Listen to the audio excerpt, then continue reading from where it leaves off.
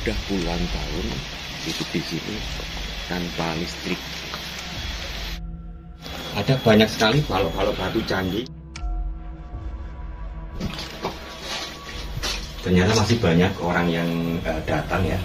Hampir rata-rata gua di sini ada balok-balok batu candi. Yuk kita masuk.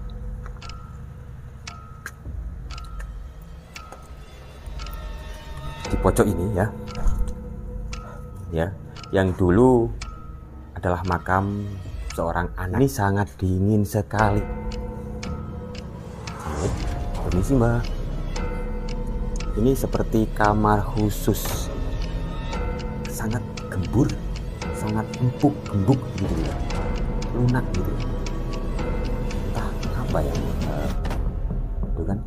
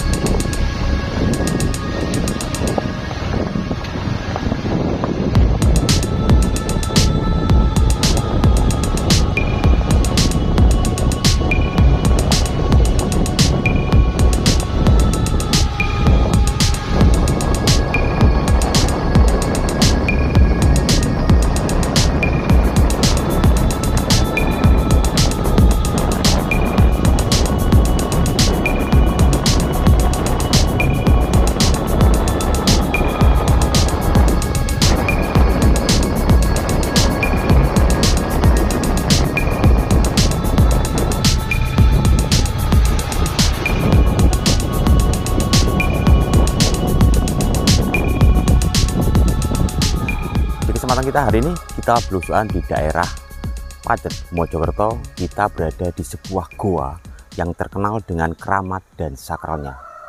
Goa ini dinamakan Goa Gembyang. Seperti apa nanti? Kita akan lihat bersama-sama. Let's go.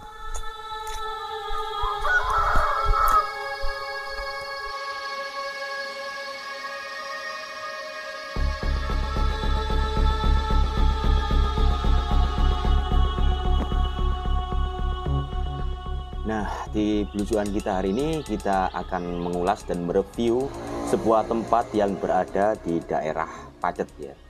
Tempat ini juga terkenal dengan wisata religinya, yaitu Goa Gembyang. Tapi sebelum kita masuk lebih jauh, di sebelah kiri kita adalah sebuah makam ya.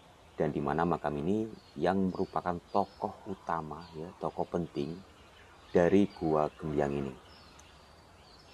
Karena menurut cerita dari juru pelihara, Goa Gembyang ini bukan ditemukan, melainkan dibuat. Ya. Dibuat, dan ini adalah makam orang pertama yang membuat Goa Gembyang. Kita akan masuk, kita lihat bersama-sama.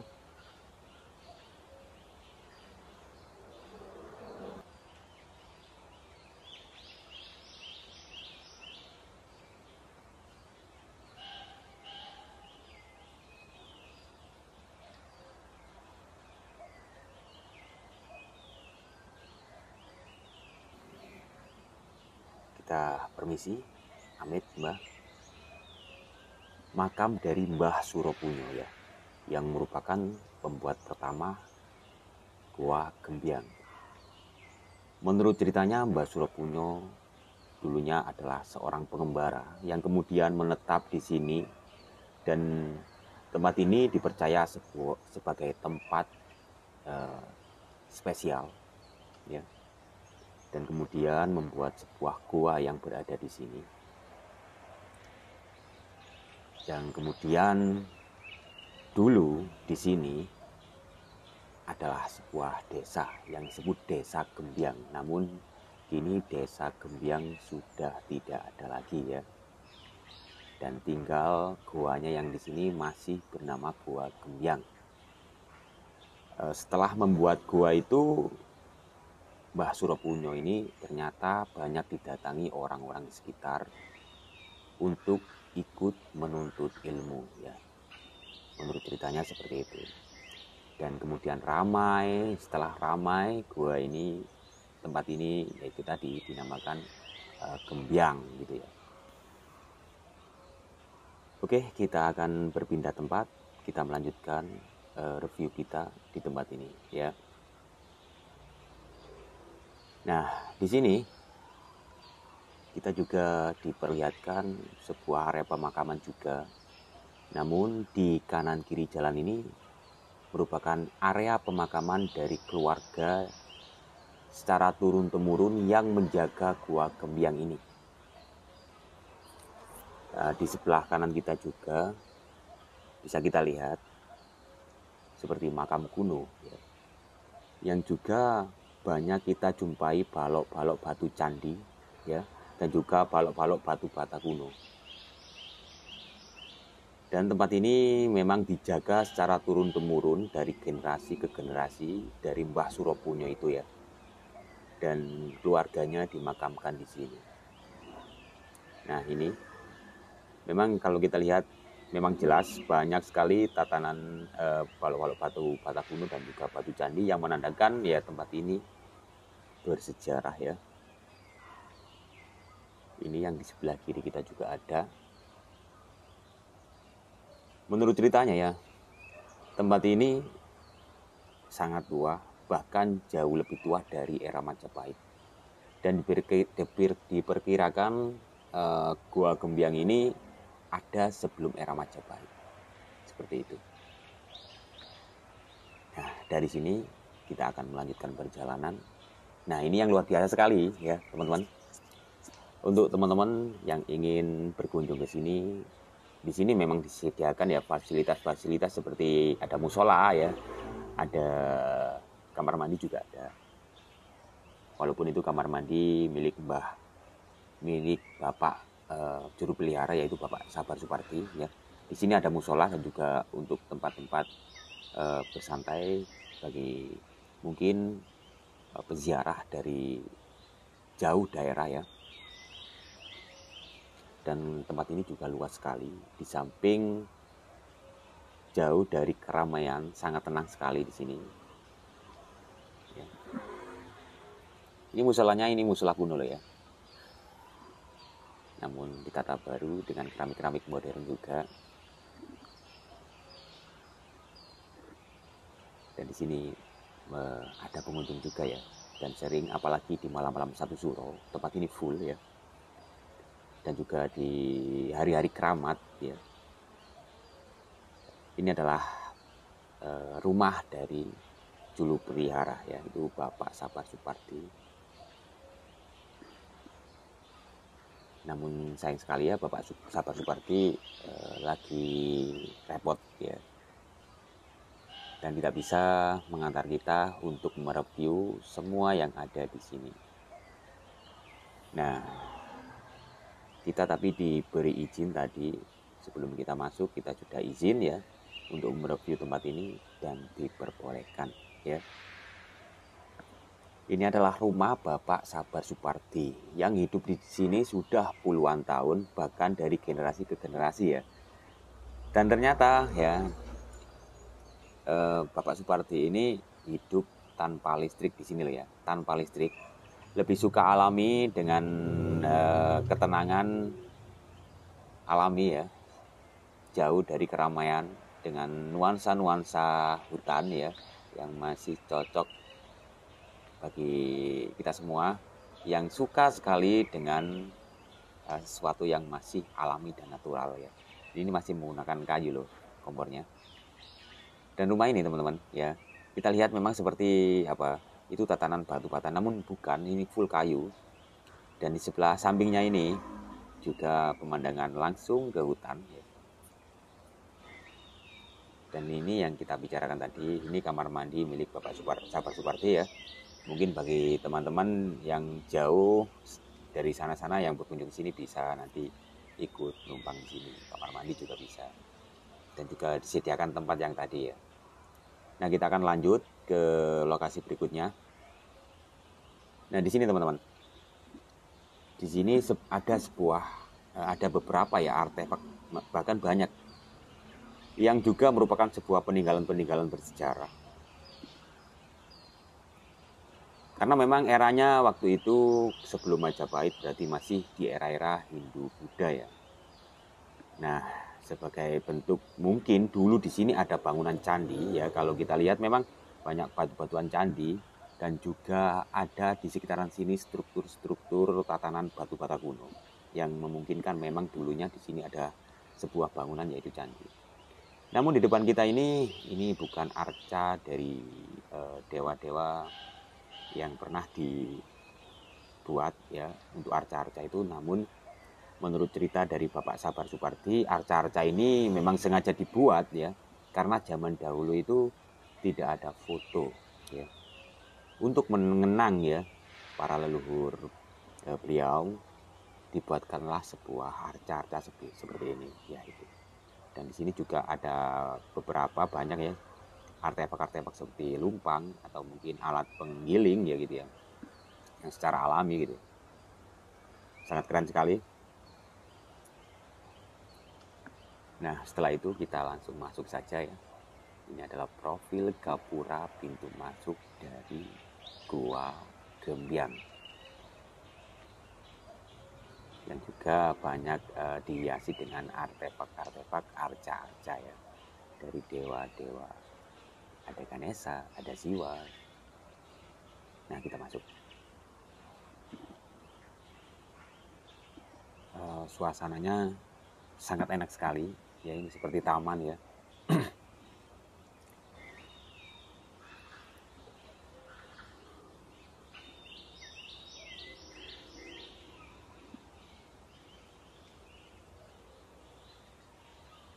Ya, di depan kita sudah terlihat mulut gua dari Goa Gembyang. Kita akan melihat bersama-sama, dan sebelum itu kita diperlihatkan sebuah anak tangga yang terbuat dari balok-balok batu bata kuno.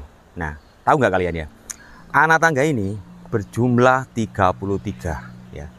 Itu menandakan ketika kita mau naik dalam segi-segi tingkat spiritualitas ya, kita harus memperhatikan banyak sekali ya. Seperti halnya angka dari 33 anak tangga ini yang memiliki nilai-nilai spiritualitas atau memiliki nilai-nilai filosofis yang harus kita jabarkan ya. Tentunya kalian lebih tahu sendiri ya. Dan juga banyak sekali argumen-argumen tentang Gua Gembyang ini ya. Banyak yang mengatakan A, B, C, D, dan kita harus bisa memilah-milah mana yang lebih tepat ya. Gitu ya. Dan di sini ada juga yang bilang tempat ini sebagai tempat pesugihan. Namun menurut cerita dari juru pelihara, kalau memang tempat ini sebagai tempat pesugihan, jelas-jelas si juru pelihara lebih kaya duluan. Itu menurut cerita dari juru pelihara tempat ini. Ya, luar biasanya seperti itu. Nah, seperti apa nanti kita harus langsung naik dan melihat bersama-sama. Yuk, let's go.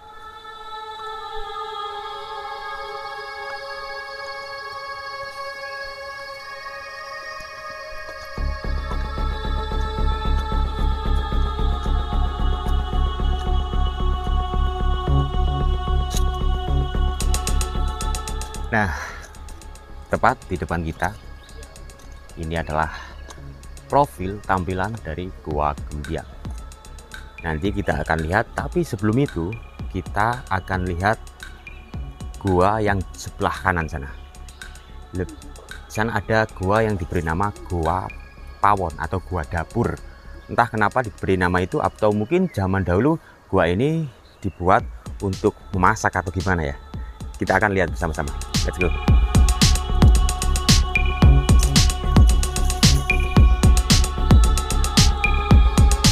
Nah, namun sayang sekali ya, gua ini jarang didatangi karena mungkin ya sangat beresiko untuk kalian semua.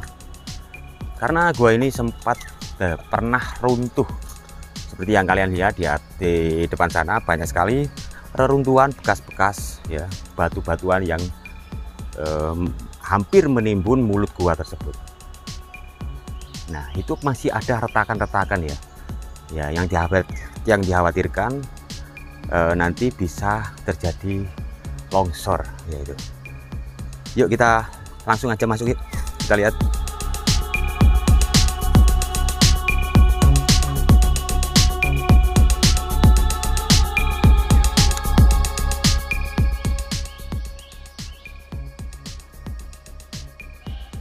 Untuk masuk ke sini kita harus tetap berhati-hati karena memang ya, kalau kita lihat situasi kondisi gua sungguh sangat rawan sekali longsor dengan retakan-retakan gua ya.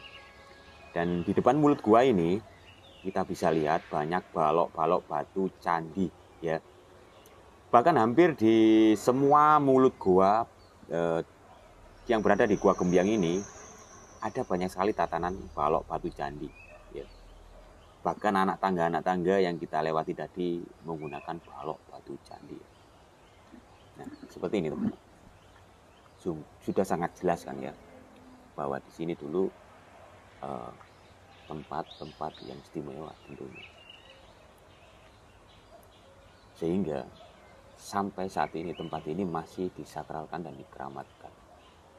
Karena di era-era Majapahit ya, era-era Majapahit orang-orangnya dulu masih suka menguri-uri budaya leluhur ya. Sehingga bisa terjaga sampai saat ini. Namun ya sayang sekali di era-era zaman sekarang modernisasi, banyak sekali tempat-tempat bersejarah yang sudah terlupakan. Hanya karena sebuah budaya-budaya asing ya, dan juga kepercayaan-kepercayaan asing yang membuat ini semua terlupakan. Padahal semuanya itu sebenarnya sama saja ya. Sebuah kepercayaan itu sama saja. Mereka semua tetap kita punya satu tujuan yang sama, yaitu tentang ketenangan, ketentraman, kedamaian, kebahagiaan. Nah, dari semua itu ya, memiliki banyak sekali argumen-argumen dan pendapat-pendapat tiap manusia yang mempunyai keberbedaan. Nah, tapi ketika tingkat nilai spiritualitas manusia itu mempunyai kesadaran tinggi, perbedaan adalah sesuatu yang sangat luar biasa. Dari perbedaan kita bisa belajar satu sama lain dan saling menghormati. Tapi beda dengan orang yang hanya belajar satu titik saja. Kita tidak akan menemukan titik kedamaian, tentunya seperti itu ya. Dan juga ketentraman tentunya, karena perbedaan argumen terkadang membuat orang itu berdebat seakan-akan argumennya sendiri itu adalah benar. Padahal kebenaran sejati itu memiliki sisi baik dari diri sendiri maupun lingkungan. Nah, setelah kita dari gua ini, kita keluar ya. Kita keluar, kita langsung menuju gua selanjutnya. Nah, setelah kita mengunjungi Gua Pawon atau Gua Dapur, kita akan disuguhkan gua lagi. Namun kali ini kita nggak tahu ini gua apa sih. Seperti ruang kamar gitu ya. Sangat unik sekali. Dan di depan kita, tepat di mulut gua, hampir rata-rata gua di sini ada balok-balok batu candi. Ini yang sangat luar biasa bagi kita semua. Ternyata selain tempat ini terkenal dengan keramat dan sakralnya ya, dan juga sejarahnya, tempat ini juga dikenal sebagai wisata religi di daerah Pacet, Mojokerto. Nah, seperti apa nanti di dalam gua, kita coba akan masuk bersama-sama ya. Yuk kita masuk.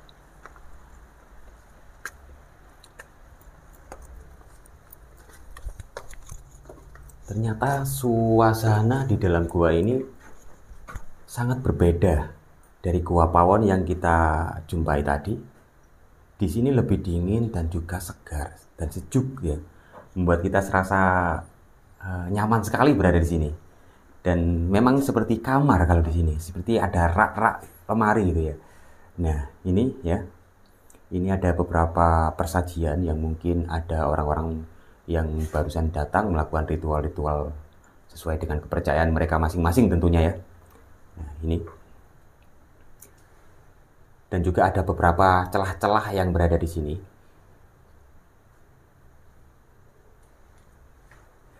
Hampir mirip dengan lubang hewan sih.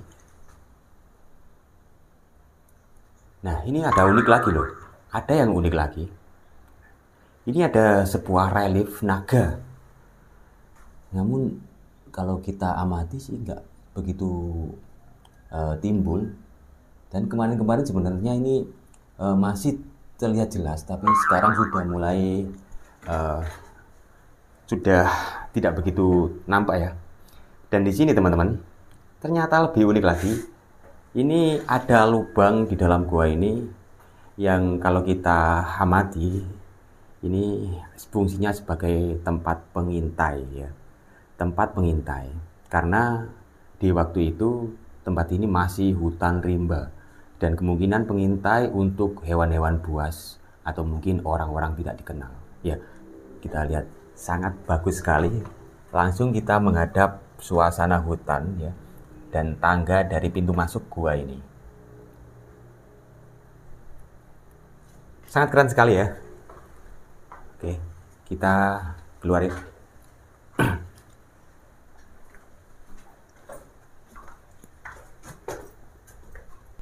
Nah, sekarang kita sudah berada di tempat inti dari Gua Gembyang. Tempat inilah yang sering dipakai orang-orang dan didatangi orang-orang untuk melakukan ritual-ritual sesuai dengan kepercayaan masing-masing. Dan tempat ini memang dipercaya membawa sesuatu dampak terhadap mereka ya. Karena di sini tempat mereka melakukan ritual. Dan di depan kita ini seperti makam, namun ini bukan makam sebenarnya ya. Ini hanya sebuah gambaran atau sanepan. Oh iya, di depan kita tadi banyak loh artefak-artefak. Belum kita lihat kan. Nah, ini artefak-artefak itu ada beberapa juga ya. Ini balok-balok batu candi yang memang menandakan di sini tuh tempatnya dulu itu sangat bersejarah tentunya ya. Dan di sini ada beberapa part-part yang apa namanya untuk melakukan sebuah ritual-ritual ya. Sesuai dengan ini jangan salah loh, ini juga mempunyai makna tersendiri ya. Ini sebuah lambang nilai-nilai filosofis bagi orang-orang Jawa dan beberapa orang memang menganggap ini semua syirik ya, padahal enggak. Karena zaman dahulu ya, orang Jawa itu sering membuat sebuah sanepan karena apa? Sanepan-sanepan seperti ini agar bisa dibaca kelak bagi anak cucunya ya, bagi orang-orang yang mempunyai tingkat kesadaran spiritualis ya, untuk membaca nilai-nilai dari ini benda-benda seperti ini. Nah inilah makanya kita harus tetap menghormati sebuah perbedaan. Yuk kita masuk yuk.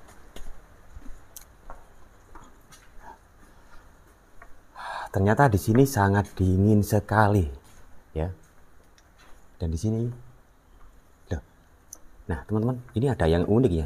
Ini seperti tertutup ya. Seperti memang sengaja ditutup ya. Ada sebuah lubang di sini ya. Ya kan? Ini loh. Ini tataan baru ini. Sebenarnya tempat apa ini? Ini saya belum tahu ini. Ya kan? Ini balok batu candinya masih dipakai untuk buat menutup ya. Ya kan? Nah. Tuh, masih banyak ini tempat yang biasanya buat tidur ini. Ya. Ini bantal zaman kuno. Nah, ini ada tempat-tempat khusus memang. Mungkin ini tempat ini dikhususkan untuk melakukan ritual. Mungkin tempat khusus ini juga ya. Nah, kita coba masuk yuk perlahan.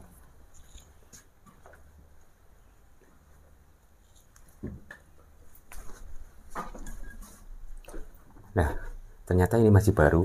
Mungkin ada orang-orang yang baru datang atau apa untuk melakukan ritual.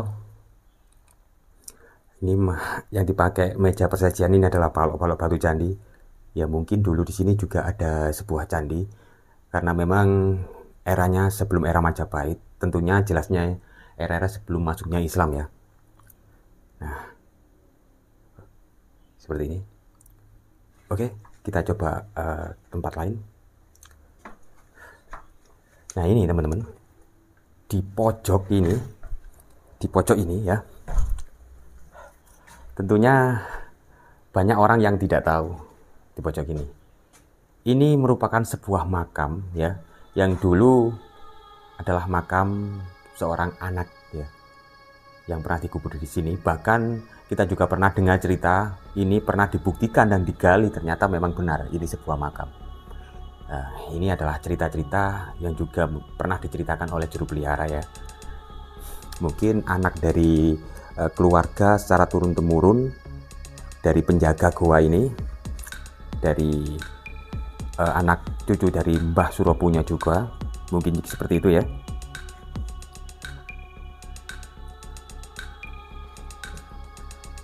Bagaimana kalau kita coba masuk di ini? Ini adalah tempat khusus ya. Karena kita tadi sebelum datang ke sini, juru pelihara juga berpamitan mau keluar, kita diberi izin untuk masuk di sana, boleh katanya ya. Nah, kita nanti akan lihat ke dalam seperti apakah di dalam ini. Mungkin bagi orang-orang tertentu takut atau tidak berani masuk ya. Dan setelah kita diberi izin, kita nanti akan masuk ya. Jadi kan masih banyak perdukaan di sini.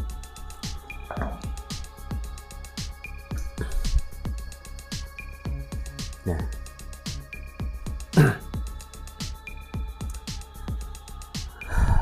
kita masuk ya.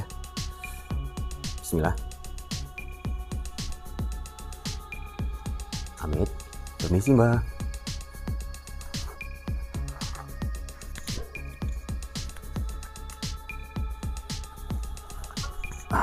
Bismillah. Nah, ini seperti kamar khusus ya, bagi orang-orang yang mungkin ada sesuatu yang khusus dan spesial sehingga tempat ini ditutupi. Atau mungkin tempat ini dulu tempat pertapaan dari Mbah Suropuno ya, yang bertapa di sini. Karena ini pintu-pintunya juga terbuat dari balok-balok batu candi ya. Kita masuk. Bismillah. Wow.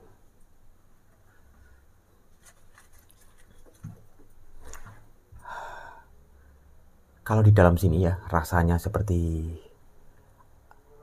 hampa sekali ya. Hampa sekali dan tenang sekali. Mungkin ini yang dimaksud ya, untuk mencari sebuah tempat ketenangan, ketentraman, dan kedamaian dari jauh dari hiruk pikuk ya kehidupan duniawi kota, perkotaan dan keramaian. Nah ini tanahnya ini kalau kita injak ini sangat gembur, sangat empuk, gembuk gitu ya, lunak gitu ya. Entah apa yang itu kan.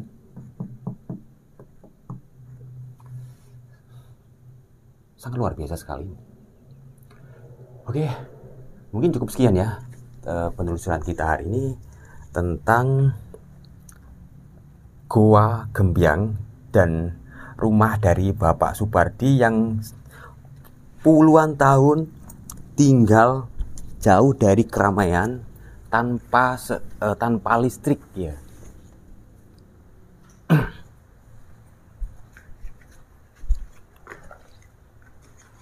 Sangat keren sekali. Dan di sini ya, tempat ini banyak memiliki cerita-cerita bersejarah juga, diantaranya banyak peninggalan-peninggalan bersejarah dan juga cerita-cerita ya dari berbagai banyak pendapat. Namun cerita-cerita itu tentunya mempunyai versi tersendiri dari tiap orang, karena tiap manusia itu mempunyai pendapat masing-masing. Dari sebuah perbedaan kita harus tetap saling menghormati. Karena nilai tingkat spiritualitas tertinggi itu adalah menghormati perbedaan. Sebagai bentuk seperti lambang negara kita Bhinneka Tunggal Ika. Nah, oke, cukup sekian penulisan kita hari ini. Semoga bermanfaat dan sampai jumpa di video selanjutnya.